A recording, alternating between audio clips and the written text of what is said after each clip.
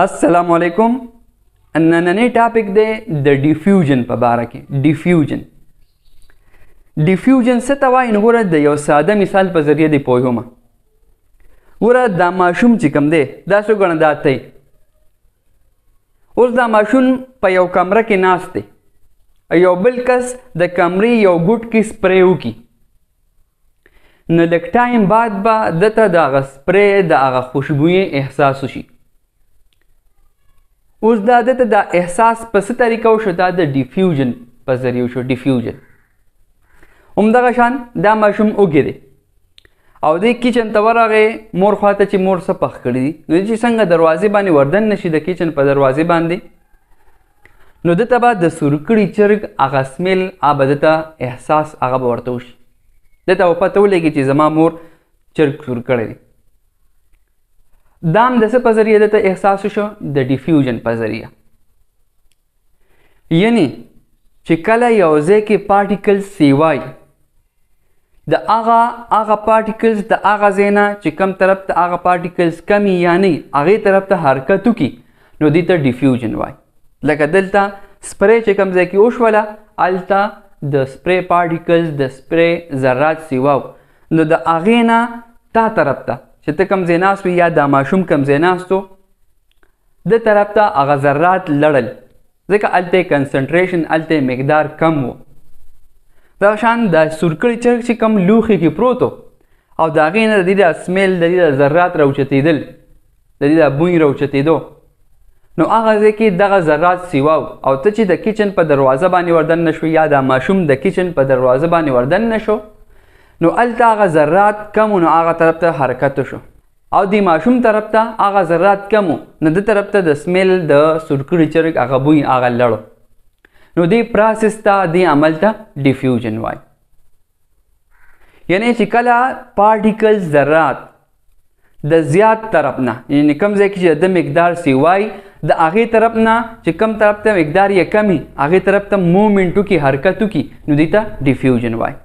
ګوره the movement of particles د ذراتو حرکت from an area of high concentration، د هغه ځای نه ایریا وایي ځای ته، د هغه ځای نه چې هلته کې د هغه ذراتو کنسنټریشن د هغې مقدار سیوای، هغه طرف ته چې کم طرف ته د دې کنسنټریشن د دې مقدار کمی، نو دې حرکت ته دې موومنټ ته ډیفیوژن وایي.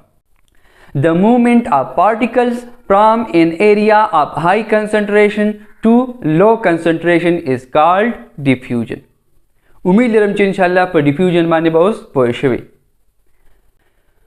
نو ګوسایا چې مونږ د میټر درې سټیټس ویلو: سالډ، لیکوډ او ګیس. اوس سوال دا دی چې دا ډیفیوژن د میټر په کومو حالتونو کې، په کومو سټیټونو کې کیږي؟ نو د میټر دوه حالت داسې دي چې په هغې کې د ډیفیوژن دا پروسس د ډیفیوژن دا عمل کیږي: لیکوډ سټیټ اینډ ګیشیس سټیټ، مایع حالت او ګیس حالت. د مادې دې دوه حالتونو کې ډیفیوژن کیږي. اوس کوېسچن دا دی چې سالډس کې ولې ډیفیوژن نه کیږي؟ دا ډیفیوژن په لیکوډ او په ګیس کې کیږي او په سالډ کې نه کیږي. نو دا ولې؟ نو د هغې وجه ته وایم. ګوره په سالډس کې چې کوم پارټیکلز دي، په ټوس حالت کې د مادې چې کوم ټوس حالت دي، په هغې کې ذرات ډېر زیات کلوزلی پیک دي، بلکل یو بل سره جوخ پراته دي. یو پارټیکل په بل پارټیکل باندې سټرانګ فورس اپلای کوي، یو مضبوط طاقت پې اپلای کوي. هغه یو ذره بل ذرې ته، یو ذره بل ذره نه پرېږدي چې د دې سالډ نه لړه شي بل طرف ته لړه شي، کنسنټریشن نه د های کنسنټریشن نه لو کنسنټریشن ته لړ شي. صحیح ده؟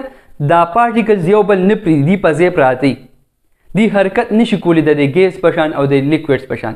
دی صرف د خپل ځای نه ټو اینډ پروموشن کیږي، داسې یو خوا بل خوا کیږي، داسې خو تلي نشي.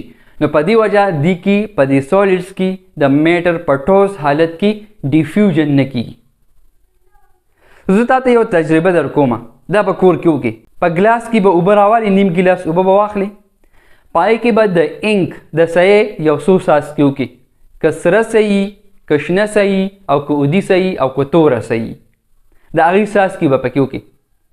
نو چې ته په هغه اوبو کې د دې سیې څاڅکي وکړې، تای ته بیا ګوره چې کوم ځای کې څاڅکي وشي هلته کې د څاڅکو یا د هغه سیۍ مقدار کنسنټریشن سیوای خو چې ته ورته ګورې ورو ورو هغه په هغه اوبو کې خورېږي او په ټولو اوبو کې هغه سیۍ خوره شي نو که د تورې سیۍ څاڅکي دې پکې کړي ټولې اوبه به لږ ټایم بعد تورې شي که د سرې سیۍ دې کړي نو سرې اوبه به سرې شي او که د اودي سیۍ دې کړي نو ټولې اوبه به لږ ساعت بعد لږ ټایم بعد اودي شي او که د شنې سیۍ څاڅکي دې پکې کړي نو هغه اوبه به لږ ټایم بعد شنې شي دا چې کوم پروسس په ذریعه وشو هغې ته ډیفیوژن وایي نو دا زموږ نننی ټاپک د ډیفیوژن په باره کې امید لرم چې انشاءالله په ټاپک باندې به 100% پوه شوي ډېر زر به ملاقات کیږي په یو نوی لیکچر سره خوشحال او آباد اوسئ د لوی الله په امان